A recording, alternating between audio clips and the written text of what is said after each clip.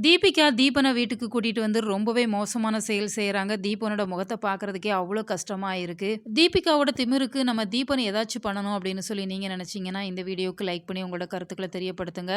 தீபிகா ரொம்பவே கோபத்துல இருக்குறாங்க. உனக்கும் எனக்கும் எந்த ஒரு சம்மந்தமும் இல்ல. எப்படி கோர்ட்ல டைவர்ஸ் போயிட்டோ இருக்கோ, அதுபோல போயிட்டே இருக்கட்டும். டைவர்ஸ் வரவும் நீ உன் வேலைய பார்த்துட்டு போயிட்டே இரு. என்னோட குழந்தைக்காக மட்டும் தான் இந்த வீட்ல நீ இருக்கணும். ஹஸ்பண்ட் அண்ட் ஒய்ஃபா நடிக்க மட்டும் தான் செய்யணும் அப்படிங்கிற மாரி சொல்லிர்றாங்க. இந்த வார்த்தைய கேட்கிறப்பவே தீபனோட முகத்த பார்க்கணுமே, அவ்ளோ கஷ்டமா இருக்கு. அந்த நேரத்தில ஐஸ்வர்யா இல்ல, அவங்க மாமா மட்டும் தான் இருக்கிறாங்க. தீபிகாவோட இந்த வார்த்தைய கேட்டு அவங்க மாமாவுமே அதிர்ச்சி அடைய தான் செய்றாங்க. இந்த சூழ்நிலையில இப்ப ஐஸ்வர்யா அவங்க அப்பாவ சாப்பிட கூப்பிடுறாங்க. "வாங்க டாடி நம்ம சேர்ந்து சாப்பிடலாம்" அப்படிங்கிற மாரி சொல்றாங்க. தீபிகா அவங்க கோவத்த காமிச்சதுக்கு அப்புறம் தீபனால அந்த வீட்ல ஒரு வாய் சாப்பாடு சாப்பிட முடியுமா?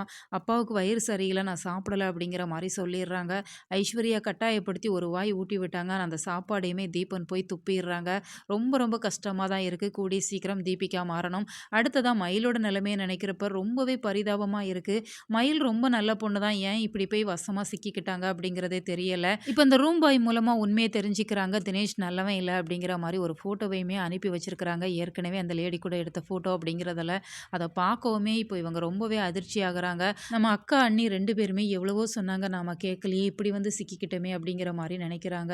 அக்கா என்ன மன்னிச்சிருக்கா, எப்படியாச்சும் என்ன காப்பாத்திருக்கா அப்படிங்கிற மாரி சொல்றாங்க. இப்ப எப்படி மல்லி வந்து காப்பாத்த முடியும்? ஏன்னா மல்லிக்குமே ஒரு கனவு வருது. மயில ஏதோ ஒரு பையன் மிஸ்யூஸ் பண்றான் அப்படிங்கிற மாரி கனவு காண்றாங்க. விஜய் கிட்ட சொல்லி புலம்பிட்டு இருக்கிறாங்க. சரி காலையில போய் பார்க்கலாம் அப்படிங்கிற மாரி தான் விஜய் சமாதானம் சொல்றாங்க. ஸோ மயிலுக்கு எதுவும் நடக்காது அப்படின்னு சொல்லி நாம நம்பலாம். ஸோ வெயிட் பண்ணி பார்க்கலாம். உங்களோட கருத்துக்கள் என்ன அப்படிங்கிறத மறக்காம கமெண்ட் பாக்ஸ்ல தெரியப்படுத்துங்க.